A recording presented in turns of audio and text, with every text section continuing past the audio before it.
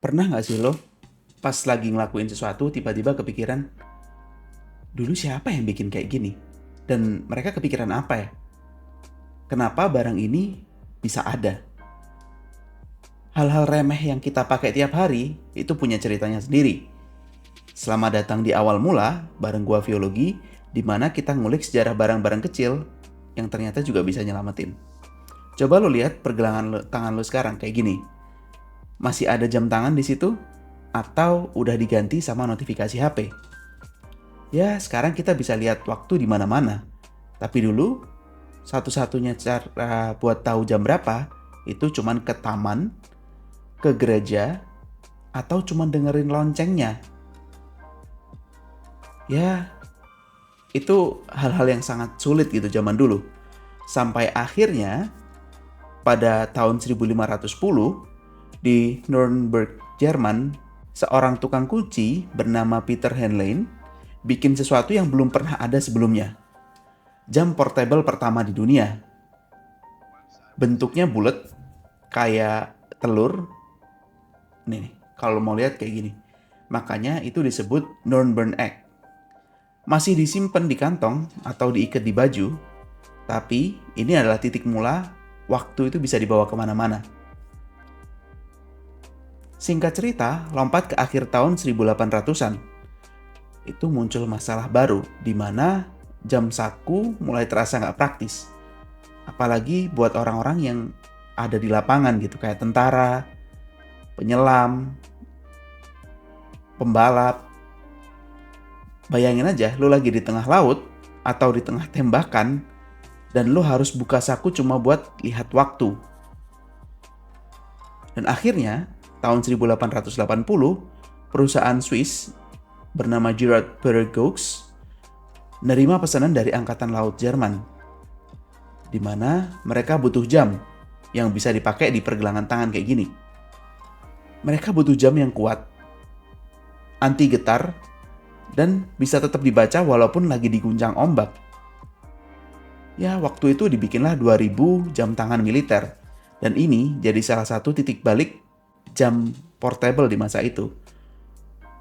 Singkat cerita dibikinlah 2000 jam tangan militer itu. Dan ini jadi salah satu produksi massal jam tangan pertama di dunia. Cuma ada hal yang sedikit menarik gitu. Jam tangan dulu dipikir terlalu feminim.